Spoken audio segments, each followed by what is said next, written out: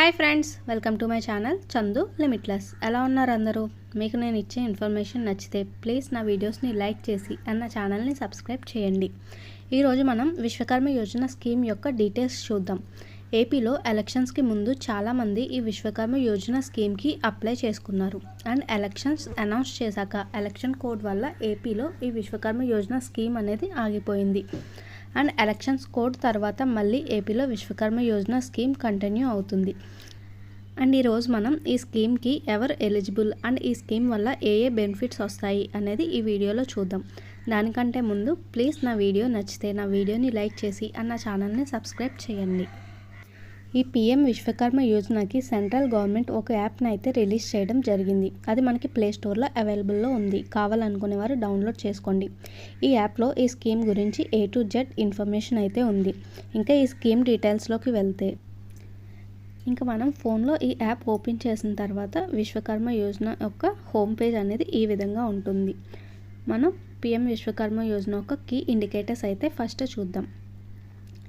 ఈ పిఎం విశ్వకర్మ యోజనకి ఇప్పటి వరకు అయితే 2,31,34,862 మంది అయితే అప్లై చేసుకోవడం జరిగింది. అండ్ మనకి 3 స్టేజెస్ వెరిఫికేషన్ కంప్లీట్ అయిన వాళ్ళు వచ్చేసి 14,68,890 మందికి 3 స్టేజ్ వెరిఫికేషన్ అనేది కంప్లీట్ అయ్యి సక్సెస్ఫుల్గా రిజిస్టర్ చేసుకున్నారు.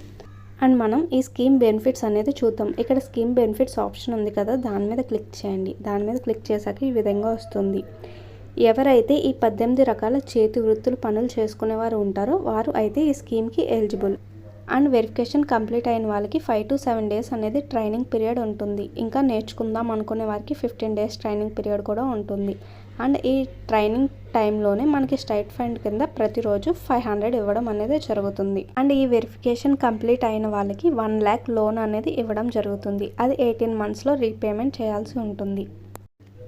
అండ్ ఈ విశ్వకర్మ యోజనకి ఎలిజిబిలిటీ క్రైటీరియా వచ్చేసి ఈ 18 రకాల చేతి వృత్తులు పనులు చేసుకునే వారు అందరూ ఈ స్కీమ్కి ఎలిజిబుల్. అండ్ ఈ స్కీమ్కి ఎలిజిబుల్ అవ్వాలంటే వాళ్ళ కనీస వయసు 18 సంవత్సరాలు నిండి ఉండాలి. అండ్ ఈ స్కీమ్కి అప్లై చేద్దాం అనుకుంటున్న వారు ఏ విధమైన గవర్నమెంట్కి సంబంధించి లోన్ తీసుకుని ఉండకూడదు. అండ్ వైట్ రేషన్ కార్డ్ ఉండాలి. అండ్ ఫ్యామిలీ మెంబర్స్లో ఎవరు గవర్నమెంట్ ఎంప్లాయ్ అయి ఉండకూడదు. అండ్ ఈ స్కీమ్కి ఫ్యామిలీలో ఎంతమంది ఉన్నా ఒకరు మాత్రమే ఎలిజిబుల్ అవుతారు. ఇవి వచ్చేసి ఈ విశ్వకర్మ యోజన యొక్క ఎలిజిబిలిటీ క్రైటీరియా.